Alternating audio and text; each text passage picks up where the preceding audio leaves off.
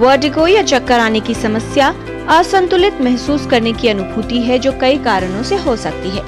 Vertigo के मुख्य कारण मस्तिष्क या रीढ़ की हड्डी में उत्पन्न होते हैं, जबकि पेरिफेरल वर्टिगो आंतरिक कान में होने वाली समस्या की वजह से होता है। बिनाइन प्रोक्सिमल पोजिशनल वर्टिगो चक्कर आने के सबसे सामान्य कारणों में से एक है। वर्टिगो जो हम अगर कॉमन लैंग्वेज में बात करें तो चक्कर आने में दो तरह से पेशेंट आएगा, या तो आसपास का कमरा घूम रहा है या उसका सर घूम रहा है। क्योंकि हमारा बैलेंस जो बनाने के लिए तीन चीजें चाहिए। पहला है कान का अंदर वाला हिस्सा जो बैलेंस बनाता है, वो सबसे इंपॉर्टेंट है।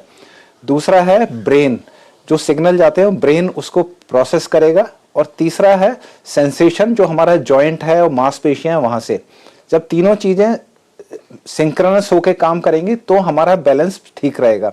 इनमें से कोई भी एक चीज गड़बड़ होगी तो हमें चक्कर महसूस होगा। तो इसलिए सबसे पहले आप नाक कान गला विशेषज्ञ को दिखाएं।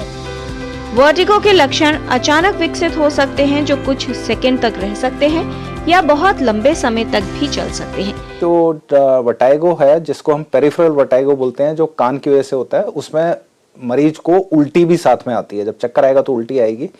और ऐसे केसेस में जो दवाइयों का रोल है लेकिन वो बहुत लिमिटेड है, वो बिगिनिंग में जब तेज चक्कर आ रहे हैं उसको हम 1 या 2 हफ्ते दवाइयां देते हैं। साथ साथ में हम कुछ एक्सरसाइज बताते हैं जिससे कि बॉडी अपना बैलेंस रीगेन करे।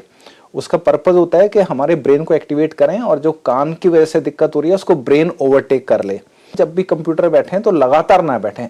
हर एक 10 से 15 मिनट के बाद आप कंप्यूटर से अपनी निगाह हटाएं, आप अपने आप को स्ट्रेच करें और फिर दोबारा से काम स्टार्ट करें। यदि आपको गंभीर वर्टिगो है तो उसके लक्षण लगातार हो सकते हैं और कई दिनों तक रह सकते हैं, जिससे सामान्य जीवन में कठिनाई हो सकती है।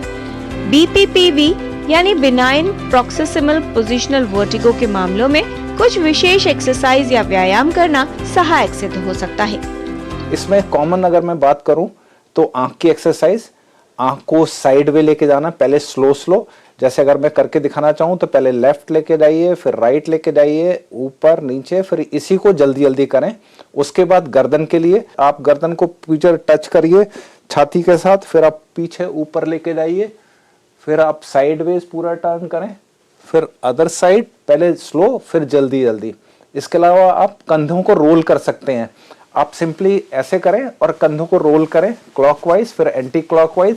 ये सब एक्सरसाइज है। इसके अलावा आपकी स्ट्रेचिंग एक्सरसाइज है, वो भी आप कर सकते हैं। अगर आपको चक्कर आ रहे हैं तो आप लेट के भी कर सकते हैं, खासतौर से आंख की और गर्दन की।